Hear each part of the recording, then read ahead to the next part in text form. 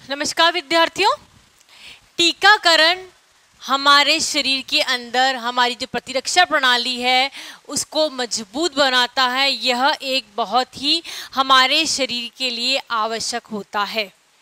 टीकाकरण चूंकि हमारे लिए बहुत ही नितांत ही आवश्यक है, इसलिए सरकार ने कुछ टीके कंपलसरी कर दिए गए हैं। यह टीके लगवाने ही लगवाने हैं। वह राष्ट्रीय टीकाकरण सूची के अंतर्गत आते हैं। कुछ टीके सरकार के द्वारा फ्री दिए जाते हैं, कुछ टीके मिनिमम रेट पे दिए जाते हैं। सरकारी अस्पतालों की यदि हम बात करें तो सरकारी अस्पतालों में ये जो टीके होते हैं यह फ्री ऑफ कॉस्ट लगाए जाते हैं। ठीक है, और यह टीके लगवाना नितांत आवश्यक इसलिए होता है क्योंकि हमारी जो प्रतिरक्षा प्रणाली है उसको यह मजबूत बनाते हैं। बहुत सारे जो रोग होते हैं उनको उन रोगों को हमारे शरीर से हमारी रक्षा करता है। और यह बहुत इम्पॉर्टेंट बात है कि जो टीकाकरण करते हैं यह बचपन में ही लगाए जाते हैं ताकि हमारी जो प्रतिरक्षा प्रणाली है वह बचपन से ही मजबूत हो जाती है। चूँकि टीकों के ऊपर दिन पर दिन रिसर्च चलती रहती है, इसलिए जो टीकाकरण शेड्यूल होते हैं, इवन हमारे जो राष्ट्रीय टीकाकरण शेड्यूल है वह भी उसकी जो डोज होती है, वो जो शेड्यूल होता है वह बार बार बदलते रहते हैं। तो हमें हमेशा ये चाहिए कि हम हमेशा डॉक्टर से इसके बारे में कंसल्ट करते रहें और कंसल्ट करने के पश्चात ही हम बच्चों के टीका लगवाएं। जिस उम्र में जो टीके लगवाने आवश्यक हैं उस टीके को उस उम्र में अवश्य लगवाना चाहिए। यदि किसी कारणवश से एक अथवा डोज रह जाती है तो डॉक्टर की सलाह लेकर ही, वापस रिपीट कर दूं, डॉक्टर की सलाह लेकर ही जो डोज रह गई है उसके ऊपर कार्रवाई करनी चाहिए। यह बहुत ही आवश्यक है कि डॉक्टर की सलाह के ऊपर ही हमें जो टीकाकरण शेड्यूल है जो बनाया गया है, राष्ट्रीय टीकाकरण शेड्यूल, जिसके अंदर कुछ टीके हैं जो इम्पॉर्टेंट है और जो लगवाने कंपलसरी है, वह बच्चे के टीके लगवाने चाहिए। अब हम ये देखते हैं कि कौन से टीके हैं जो बच्चों के लिए लगवाने आवश्यक हैं, जो सरकार ने कंपलसरी कर रखे हैं। बच्चों, मैं आपको यहाँ पे एक बार वापस बता देती हूँ कि जो राष्ट्रीय टीकाकरण सूची है, क्योंकि उसके ऊपर नित्य नए रिसर्च चलती रहती है, इस कारण से जो शेड्यूल है वह कई बार चेंज होता रहता है। इसलिए हाँ, आज का हम शेड्यूल बता रहे हैं, परंतु हो सकता है कि साल डेढ़ साल बाद वो शेड्यूल चेंज हो जाता है, तो डॉक्टर की सलाह लेकर ही टीके लगवाने चाहिए। अब हम देखते हैं कि कौन कौन से जो टीके हैं वह हमारे लिए आवश्यक हैं। सबसे पहले हम बात करते हैं जब बच्चे के जन्म से पूर्व की, यानी जब बच्चा माँ के गर्भ में होता है तो गर्भावस्था के दौरान माँ को टिटेनस के टीके लगाए जाते हैं ताकि बच्चा को टिटेनस का रोग जो होता है वह नहीं होता है। यह 2 खुराक में लगाई जाती है। पहली खुराक जब प्रेगनेंसी का जो 4th-5th मंथ होता है तब लगाई जाती है, और दूसरी खुराक जब पहली खुराक लग जाती है उसके ठीक 1 महीने पश्चात। 2 खुराक लगी, पहली खुराक लगी, उसके ठीक 1 महीने के पश्चात दूसरी खुराक लगती है। इसका माध्यम होता है IM।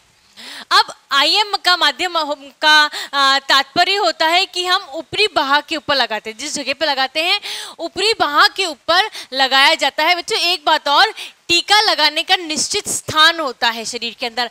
कहीं भी कभी भी किसी भी तरीके से टीका नहीं लगाया जा सकता है। डॉक्टर्स के जो दिए गए शेड्यूल होते हैं जिस टीके का, उस टीके को उसी तरीके से लगाना आवश्यक है ताकि शरीर के अंदर किसी प्रकार का नुकसान या कोई हानिकारक प्रभाव उसके ऊपर नहीं छोड़े। जन्म के तुरंत बाद, आजकल ये कंपलसरी कर दिया गया है कि जन्म के तुरंत बाद ही टीका लगेगा, और उस टीके को टीके का जो शेड्यूल आता है, टीकाकरण शेड्यूल, उसके ऊपर आपको टिक मार्क कराना होगा डॉक्टर के द्वारा। यदि डॉक्टर ने उस पर टिक मार्क कर दिया गया है तभी आपको अस्पताल से जो महिला है जो जिसने बच्चे को जन्म दिया है उस महिला को और बच्चे को उसके शेड्यूल देखने के पश्चात ही अवकाश मिलता है, नहीं तो बच्चे को अवकाश या माँ और बच्चे दोनों को अवकाश नहीं मिलता है। जन्म के तुरंत बाद एक लगता है हेपेटाइटिस बी का टीका। अलग खुराक होती है। जन्म के इस जो खुराक दी जाती है इसमें इसको बोलते हैं जन्म के समय की खुराक बोली जाती है।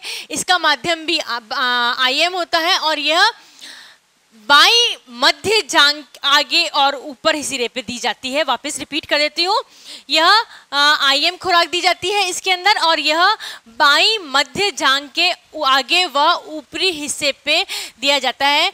जो भी टीका दिया जाता है वो थोड़ा बहुत निशान छोड़ देता है।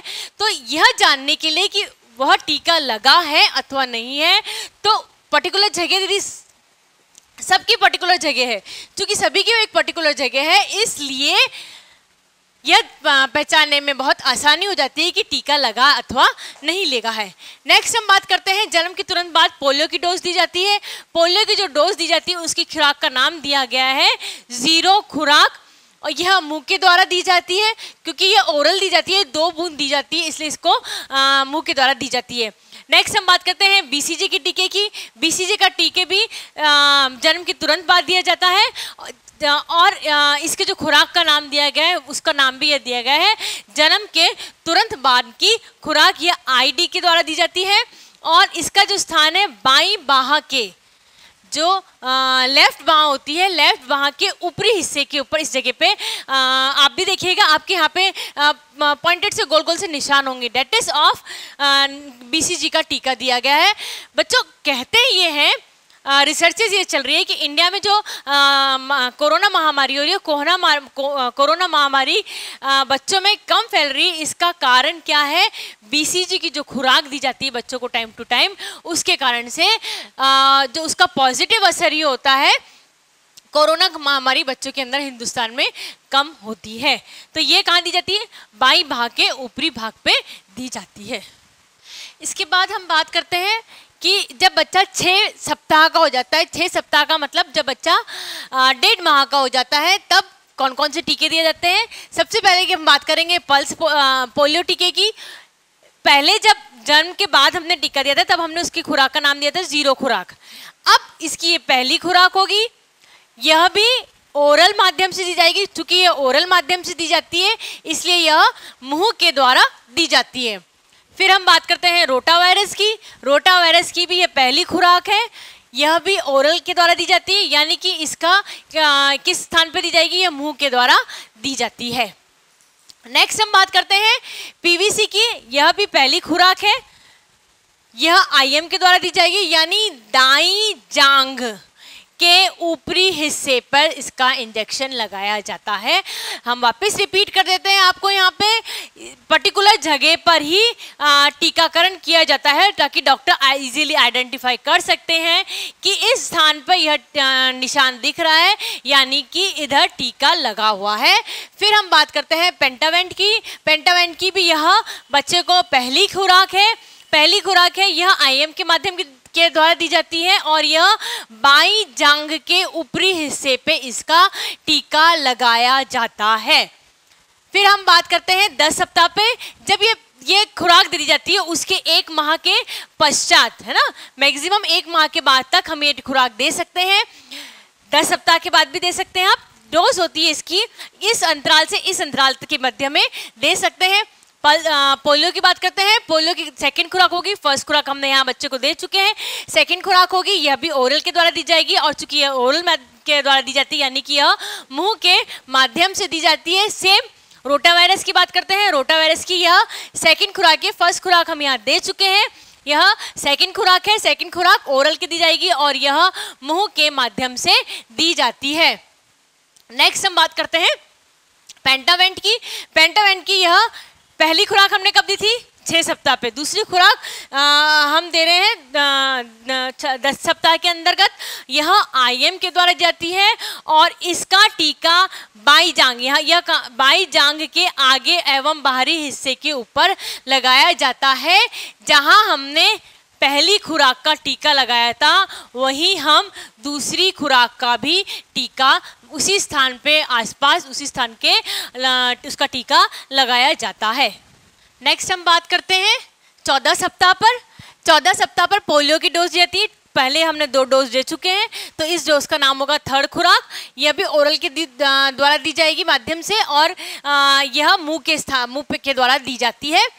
फिर हम बात करते हैं रोटा वायरस की। सेम जैसे हमने पोलियो की दवाई दी थी, हम उसी तरीके से इसकी थर्ड खुराक देंगे। ओरल के माध्यम होगा इसका और इसको मुंह के द्वारा दी जाएगी। पीवीसी की हम बात करते हैं। पीवीसी की जब हम बात करते हैं तो हमने इसको जब 10 सप्ताह हुए थे तब हमने पीवीसी की खुराक नहीं दी थी बच्चे को, यानी कि इसकी यह सेकंड खुराक है। यह आईएम माध्यम के द्वारा दी जाएगी और ये बाईं मध्य जांघ के ऊपरी हिस्से पे दी जाती है। नेक्स्ट हम बात करते हैं पेंटावेंट की। पेंटावेंट की भी हम 2 खुराक दे चुके हैं, यह इसकी थर्ड खुराक होगी। थर्ड खुराक आईएम के माध्यम से दी जाएगी और बाईं मध्य जांघ के ऊपरी हिस्से के ऊपर इसकी दी जाती है। फिर हम बात करते हैं 9 माह पे। 9 माह पे नई तरीके की डोज दी जाती है, डेट इज विटामिन ए की डोज। विटामिन ए की यह पहली खुराक है जिसको कि हम ओरल माध्यम से दी जाते हैं। जितनी भी ओरल माध्यम से खुराक दी जाती है वह मुंह के माध्यम से ही दी जाती है, यानी इसको ड्रॉप बना के उसको पिला दिया जाता है बच्चे को। फिर हम बात करते हैं खसरे की। खसरे की भी यह पहली खुराक होती है। यह एससी माध्यम के द्वारा शरीर के अंदर प्रवेशित कराई जाती है और यह बाईं बाह के ऊपरी भाग पे प्रवेशित कराई जाती है। फिर हम बात करते हैं पीवीसी की। पीवीसी के हमने डोज लगा चुके हैं बच्चे के। अब पीवीसी की जो थर्ड डोज होगी उसको पीवीसी की बूस्टर डोज का नाम दिया जाता है। यह आईएम के माध्यम से लगाया जाता है और यह बाईं मध्य जांघ के ऊपरी हिस्से के ऊपर लगाया जाता है। आप देखिए, जो भी इंजेक्शन, जहाँ भी टीका जहाँ पे भी लगाया जाता है उसकी एक पर्टिकुलर जगह फिक्स होती है, चाहे वह पेंटावेंट का हो, पीवीसी का हो, किसी का भी जिसके हम इंजेक्शन लगाते हैं उसकी एक पर्टिकुलर जगह पर ही जो टीकाकरण है वह किया जाता है। नेक्स्ट हम बात करते हैं 16 से 24 माह तक के। 16 से 24 माह तक के बच्चे को विटामिन ए की खुराक दी जाती है। पहले हम एक खुराक दे चुके हैं तो इसकी वाली खुराक होगी सेकंड खुराक होगी। यह ओरल माध्यम के से दी जाएगी। चूंकि यह ओरल माध्यम से दी जा रही है इसलिए यह मुंह के द्वारा बच्चे को दी जाती है। नेक्स्ट हम बात करते हैं पोलियो की। पोलियो की खुराक हम दे चुके हैं परंतु इसकी हम एक बूस्टर डोज दी जाती है कि यदि कहीं भी किसी तरह की खुराक देने में कमी रह जाती है तो भी हम उसकी बूस्टर खुराक देते हैं ताकि बच्चे को पोलियो का खतरा नहीं रहे। ठीक है, यह भी ओरल के माध्यम से दी जाती है और यह चूंकि ओरल माध्यम है इसका इसलिए यह मुंह के द्वारा दी जाती है। नेक्स्ट हम बात करते हैं खसरे की। खसरे के 2 टीके लगते हैं, पहला टीका लग चुका है, यह सेकंड खुराक है। यह भी एससी माध्यम के द्वारा दिया जाता है। यह बाईं बाह के ऊपरी हिस्से में इसको दिया जाता है। डीटीपी का टीका, यह डीटीपी का टीका भी बूस्टर दिया जाता है, बूस्टर खुराक होती है इसकी। बूस्टर खुराक से हमारा तात्पर्य होता है कि खुराक तो हम दे चुके हैं उसको, ठीक है, खुराक तो हम उसको दे चुके हैं परंतु यदि खुराक में किसी तरह की कमी रह जाती है या खुराक पूरी तरीके से नहीं दी जाती है तब हम उसको बूस्टर खुराक दी जाती है। यह आईएम माध्यम से दी जाती है। बाईं भाग के ऊपरी भाग पे इसको दिया जाता है। बच्चा 24 माह तक मतलब 2 साल तक इसकी जो मुख्य जो टीके लगने होते हैं, जो खुराक दी जानी होती है वह कंप्लीट हो जाती है। फिर 5 वर्ष पे डीटीपी का ही टीका लगता है, डीटीपी का ही सेकंड डोज लगती है। सेकंड डोज भी बूस्टर डोज लगती है, आईएम माध्यम से लगती है, बाईं बाह के ऊपरी भाग पे लगाई जाती है। जब बच्चा 10 वर्ष का हो जाता है, 10 वर्ष से 16 वर्ष की उम्र तक टीटी का टीका लगता है। यह भी बूस्टर खुराक होती है। यह आईएम माध्यम से दी जाती है और ऊपरी भाग पर दी जाती है। बच्चों, यह जो टीका हमने आपको टीकाकरण शेड्यूल जो हमने आपको बताया है, यह टीकाकरण शेड्यूल जो है वह सरकार के द्वारा कंपलसरी किया गया है कि बच्चों को मिनिमम इतनी डोज तो देनी ही चाहिए। बहुत सारे अलग अलग वैरायटी के टीके आते हैं जिसके अंदर कुछ टीके होते हैं जैसे कई बार बच्चे होते हैं बार बार खांसी जुकाम बुखार हो जाता है, कुछ नहीं होता, मौसम बदला, हल्का सा परिवर्तन हुआ, थोड़ी तेज बारिश हो गई, सर्दी से गर्मी हुई, गर्मी से सर्दी हुई तो बच्चों के अंदर तबीयत खराब हो जाती है, खांसी जुकाम हो जाता है, बिल्कुल सहन नहीं कर पाते। इसके लिए इन्फ्लुएंजा का टीका भी आता है जो उन बच्चों को लगाया जाता है जो बच्चे बार बार बीमार होते हैं। इन बच्चों को इस तरह का टीका लगाया जाता है। कई बार ऐसा होता है कि पेडिग्री होती है, हेरिडिटी होती है कि माँ को यूट्रस की प्रॉब्लम होती है। तो आजकल सर्विक्स का जो कैंसर होता है, सर्विक्स होता है, यूट्रस का जो माउथ होता है उसको हम सर्विक्स बोलते हैं, ठीक है। उस पे कैंसर महिलाओं के लिए बहुत ही कॉमन बीमारी होती है। इससे बचाव के लिए भी सर्विक्स का एक टीका मार्केट में आ चुका है। ये कंपलसरी नहीं है लगाना, ठीक है, हम वापस रिपीट करते हैं, ये कंपलसरी नहीं लगाना, परंतु चूंकि महिलाओं को ये रोग बहुत ज़्यादा होने लग गया है तो डॉक्टर इसको प्रेफरेंस देते हैं कि अगर आप में, क्योंकि महंगा आता है ये, तो अगर आप में ये क्षमता है तो आप अपनी पॉकेट के हिसाब से उस टीकों को लगवा सकते हैं। बहुत सारे टीके और भी अवेलेबल हैं मार्केट में जो डॉक्टर की, रिमेंबर इट, याद रखिए इसको, डॉक्टर की सलाह के ऊपर ही टीकाकरण कराना चाहिए। बच्चे की शारीरिक क्षमता के अनुसार ही टीकाकरण कराना चाहिए। टीकाकरण जो शेड्यूल होता है वह समय समय पर परिवर्तित होता रहता है। समय समय पर कुछ टीके ऐड होते हैं, समय समय पर कुछ टीके सरकार के द्वारा हटा दिए जाते हैं। वह क्योंकि बहुत सारी रिसर्चेस चलती रहती हैं, बहुत सारे साइंटिस्ट कुछ कुछ कार्य करते रहते हैं, उसके आधार पे जो टीके होते हैं उसको ऐड कर दिया जाता है या इसको रिमूव कर दिया जाता है। परंतु जो बेसिक नेसेसिटी के जो कंपलसरी टीके होते हैं वह बच्चे को आवश्यक रूप से लगाने ही चाहिए, ताकि बच्चे की जो प्रतिरक्षण प्रणाली है वह इंक्रीज हो सके, बच्चे की जो इम्यूनिटी है वह किसी तरीके से बढ़ सके। बच्चा अगर बीमार नहीं पड़ रहा है तो नो डाउट उसका जो शारीरिक मानसिक सभी तरह का जो विकास होता है वह विकास अच्छी तरीके से होगा ही होगा। और यदि बच्चे का विकास हो रहा है तो निश्चित रूप से बच्चा स्वस्थ है, बच्चा का अच्छी तरीके से विकास हो रहा है तो समाज का विकास हो रहा है, और समाज का विकास होता है तो देश का विकास होना स्वाभाविक ही होता है।